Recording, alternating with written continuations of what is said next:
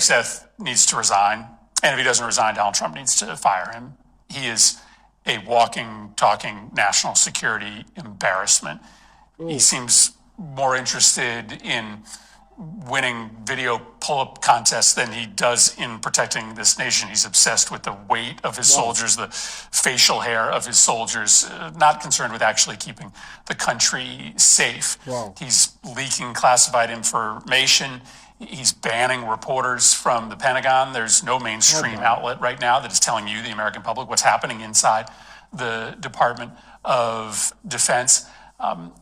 But maybe most egregious is what we learned in the last week, that Secretary Hegseth gave a grossly illegal order.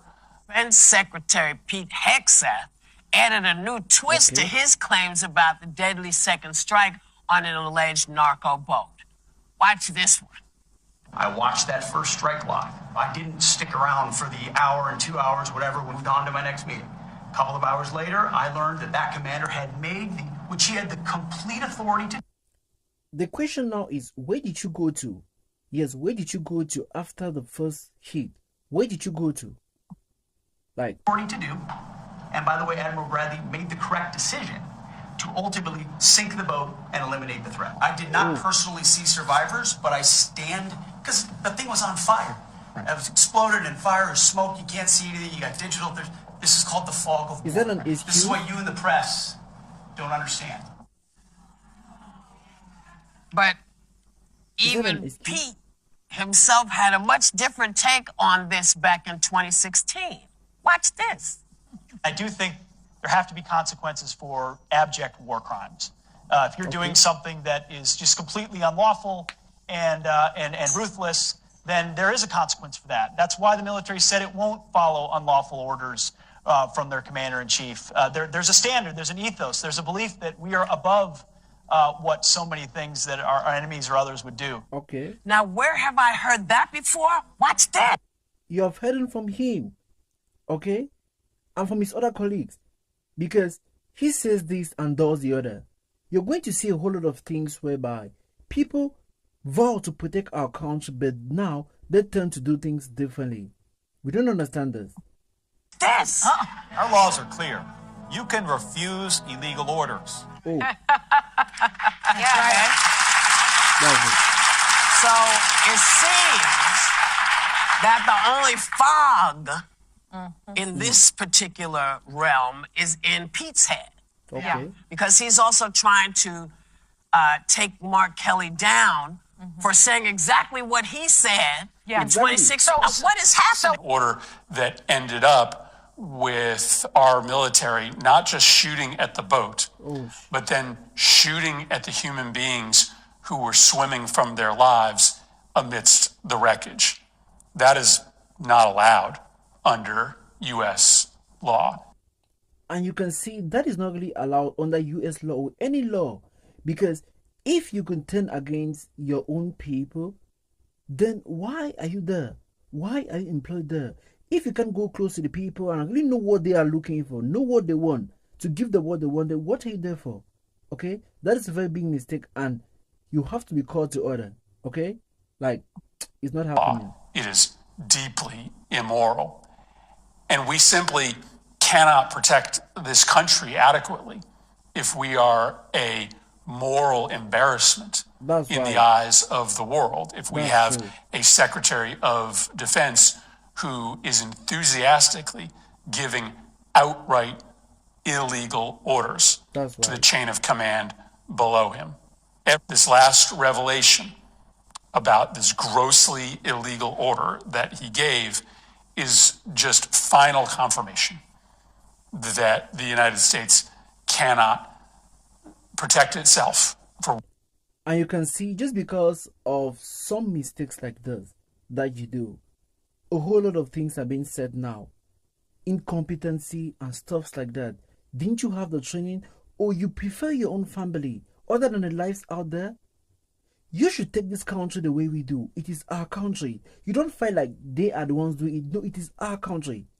You get me? Because when you do things like this, it kind of like, is it because you're not your children? No. Like, that doesn't happen here. For one more day, adequately with Pete Hegseth at the helm of the Department of Defense. He needs to resign, or Donald Trump needs to get rid of him today. Okay. This is what Pete Hegseth's nameplate said today. SS, Secretary of War. SS. There he is, right there. Okay. The SS. You could see. Secretary. And you're like, oh, Christina, it's just a typo. If you think that not every person in this room, look, they're all circled at the table, they're lining the walls, they're everywhere, each one of them has their own teams. If you think that they did not go through that room and look and confirm every single one of those nameplates, you're out of your mind. This is intentional.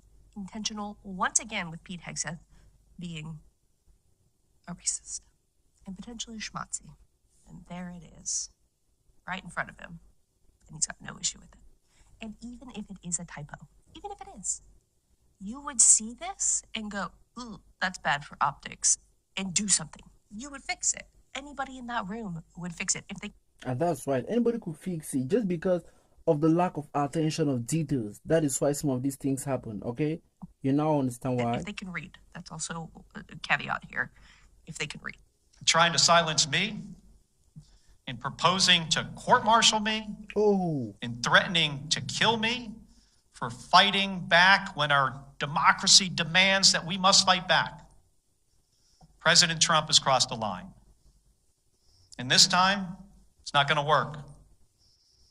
I will not be intimidated by this president. You shouldn't. I am not going to be silenced by this president or the people around him, because I've given too much in service to this country to back down to this guy. In 1991, when Donald Trump was driving the Taj Mahal casino into bankruptcy, I was getting shot at over Iraq and Kuwait. You can imagine that. In 2001, after Donald Trump said that the collapse of the Twin Towers meant he now owned the tallest skyscraper in Manhattan. You could see somebody who is in service. While you're there building businesses, building other things, I know we both do this to serve people, okay? While our president was focused building maybe homes for his own personal interest because the business is something personal, although you do it to serve the community and stuff like that, you was in the battlefield and now he's been threatened, okay? Like, it happens. I was honoring 9/11 victims into space on a rocket ship. In 2003, when Donald Trump was writing birthday greetings to the monster Jeffrey Epstein, I was the first on the scene to recover the bodies of my fellow astronauts who died when Space Shuttle Columbia exploded during re-entry. In 2011, when Trump was hosting a reality show and peddling conspiracy theories against President Barack Obama, I was sitting next to my wife's hospital bed as she recovered from a gunshot wound to the head. So pathetic. My point is this.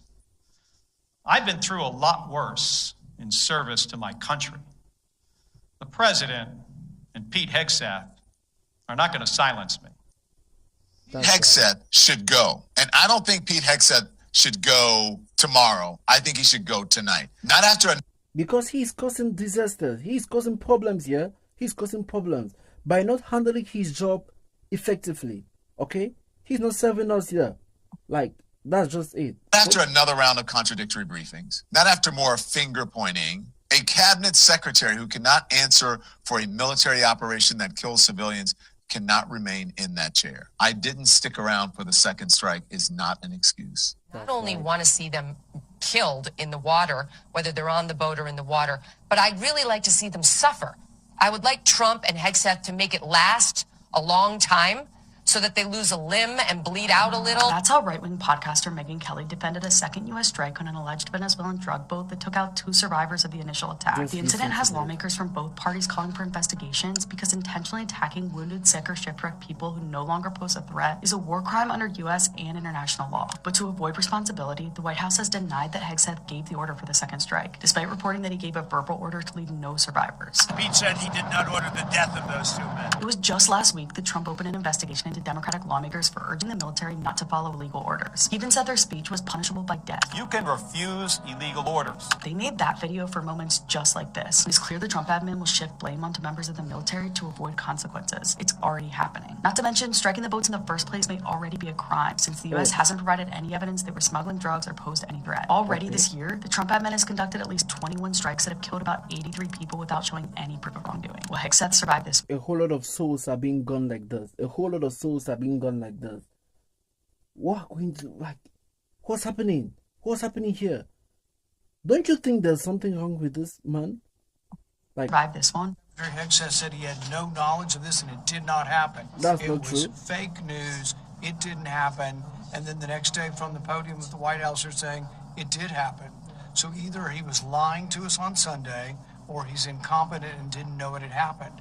I think more people are coming around to be concerned about what's going on when you have Lindsey Graham, the Wall Street Journal, and other Republicans saying that the second strike, bombing people who are shipwrecked or clinging to wreckage, that would be illegal in the words of people who are very supportive of what the president's doing. That's a whole new scenario. So I think we've entered into uncharted territory here. I think there's a broad consensus that it's illegal to kill people who are clinging to wreckage. I think there's still some question whether the initial bombing is illegal as well.